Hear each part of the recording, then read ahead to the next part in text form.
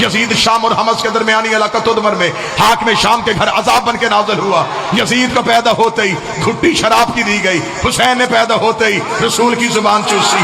Yazid का नाना बजदल ईसाई खानदान से था। हुसैन का नाना सैयदुल मुरसलीन हाशमी खानदान से था। यजीद की मां मैसूर जिसके नाच गाने को पसंद करके हाकिम शाम ने उसके साथ निकाह किया था। हुसैन की मां वो ज़हरा थी जो एक लम्हे के लिए सजदे से फरामोश रही, जिसके हया का नाम कुरान था, जिसके नौकर का नाम जिब्राइल था। यजीद का दादा सारी जिंदगी मुखालफत रसूल करता रहा। हुसैन का दादा अबू तालिब सारी जिंदगी हिफाजत रसूल करता रहा। यजीद की दादी हिंदा जिसने रसूल के चचा हमजा का कलेजा चबाया। हुसैन की दादी फातिमा बिनते असद जिसकी कब्र में रसूल लेटा, जिसको कफन मोहम्मद के कुर्ते का मिला। यजीद का एक ही भाई था जो पागल होकर मर गया। हुसैन का भाई हसन मसनद इमामत का ताजदार बन गया। यजीद का शजरा खबीसा था, हुसैन का शजरा तैयबा था। यजीद फासिक था, मेरा हुसैन रोजेदार था।